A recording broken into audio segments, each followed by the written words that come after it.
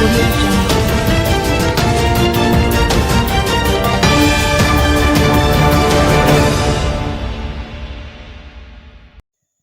66-year-old chef found dead at home in Manchester. The Manchester police have launched an investigation into the death of a senior citizen whose body was discovered in the parish on Sunday. He is 66-year-old chef Anthony Salmon, otherwise called Bushy, of Eglinton, Manchester. Salmon's body was reportedly found inside his house in a pool of blood with a laceration to the head about 2 p.m. Portmore man dies after vehicle plunges into a quarry on Flat Bridge. The St. Catherine North Police are investigating the death of a 65-year-old Portmore man whose vehicle ran off the Bagwell Gorge on Sunday night. He has been identified as Noel Lloyd Patterson of Portmore Pines. Reports were that about 10:40 p.m., Patterson was driving a Toyota Hiace along the roadway when, upon reaching Flat Bridge, he lost control of the vehicle, which ran off the road and plunged into the river. He was rescued from the river but later died as a result of drowning. The body was removed from the scene for a post-mortem examination. Decomposed body found in Clarendon believed to be that of missing motorcyclist. The Trelawney police say they suspect that a man whose decomposed body was discovered in bushes near a roadside in Duncans on Sunday may have died in a motorcycle crash nearly 2 weeks ago. Investigators believe that the man was thrown from the motorcycle during the incident and landed in the thick vegetation where his body remained unnoticed until the recent discovery. The deceased has been identified as 44-year-old Tristan Jones of Wakeland Drive, Falmouth. Jones was reported missing since Thursday, April 3rd, after attending a wake in Duncans. His motorcycle was found in close proximity to his body. Elderly farmer allegedly killed by rum cream. An elderly farmer from Gale community in St. Mary was allegedly chopped to death by a man who is said to be of unsound mind. The deceased has been identified as 61-year-old Ronnie Henry of Spring in the Gale community. According to police reports, around 12 a.m. on Monday, Henry was at home with his family when they smelled smoke coming from a section of the house that is used as a washroom. Henry reportedly alerted his son, and both men armed with machetes went to investigate. Upon investigating, they saw the alleged perpetrator, 48-year-old Wendell Rumqueen Mills, setting a section of the washroom on fire. The men confronted him, but were overpowered by Mills, who allegedly used one of the machetes to inflict chop wound to the elder Henry's head and feet. The younger Henry escaped unharmed. The police were called and they apprehended Mills, and he was taken into custody. A resident told reporters that he was relieved that Mills is in custody. "Boy, I'm glad, cause him is a nuisance in the community. Just trouble him give trouble him giving at the place," stated the resident. Mills is said to have attempted to burn down another resident's house a few weeks ago, but his attempt failed when the homeowner and residents were alerted early. At the time of the incident, Mills is said to be receiving treatment for his medical condition. St. Elizabeth Infirmary received ambulance. The St. Elizabeth Infirmary is the first to receive an ambulance through an ongoing project between the local government ministry and the Culture, Health, Arts, Sports and Education Chase Fund.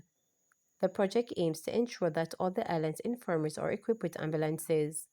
Speaking at the handing over ceremony on Thursday, Portfolio Minister Desmond McKenzie noted that of the nation's 13 infirmaries and 2 Golden Age homes, only one had an ambulance.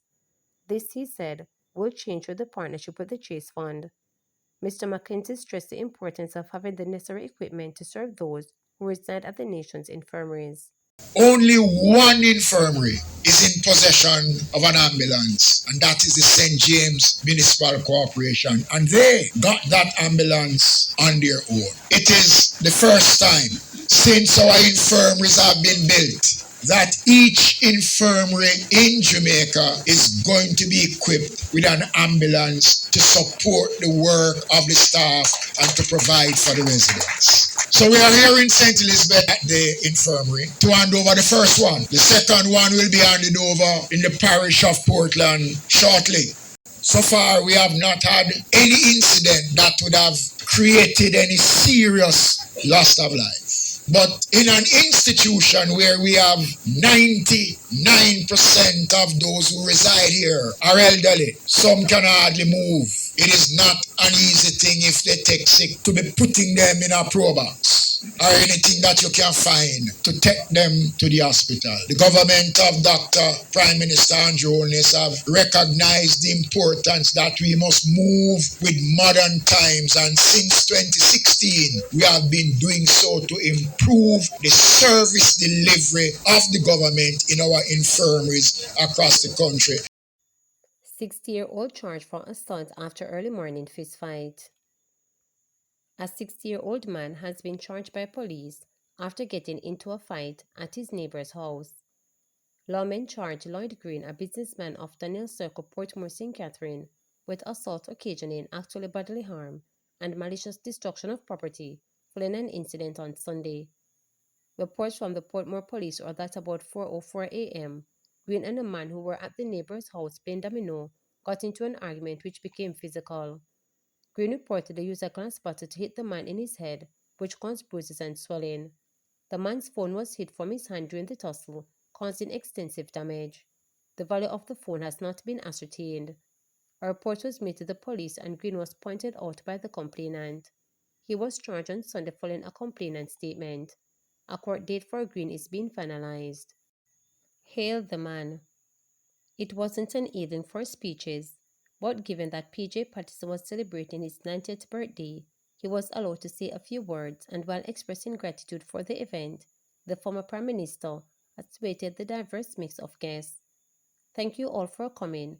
Your presence here symbolizes the unity which, at this time, we need, not only in our nation but in the Caribbean region and the developing world to which we belong, Patterson said to applause.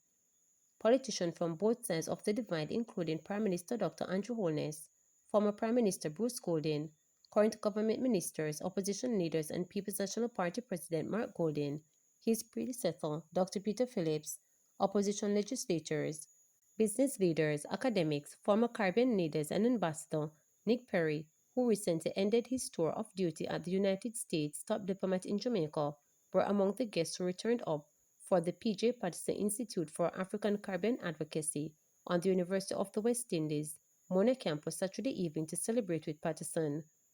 That the list was long and impressive didn't escape Patterson, who revealed that he had nothing to do with the planning of the event. He was just ordered to be present.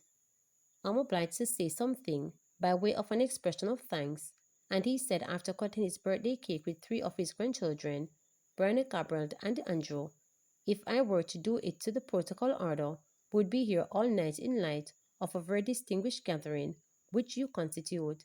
So I will simply say family and friends and everyone here falls within one of those two categories.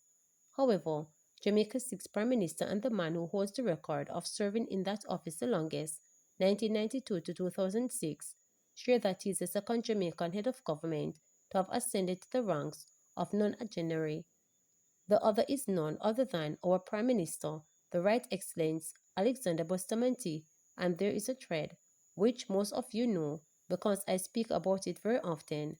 It is not by accident that we come, both of us, from the same parish, Hanover, and we go further. We come from the same community, and we go further in that principle, was my maternal grandfather, Patterson noted. So William James has produced two prime ministers who have reached this age, and is also in this case that until now, when you combine our years of service, he and I are the two longest serving prime ministers to date. To date, he emphasized, exiting laughters. Patterson revealed that the UWI has a plan for the era where the function was being held. The Vice Chancellor and the Principal of Mona Campus have authorized me to say the intention is to convert this entire area into a cultural heritage park, but more, for that iron, he told guests. Then before moving on with a small group of a section of the property where a Barrington Watt mural of 17 Pan-American legends was unveiled, Patton delivered one of his trademark quips. Look around. I see people who have shared the journey with me from our very beginning. They are people now singing Frank Sinatra's My Way Not Remembering the Song Beginning, The End is Near. I am not in any hurry to face the end, he assured, triggering more laughter.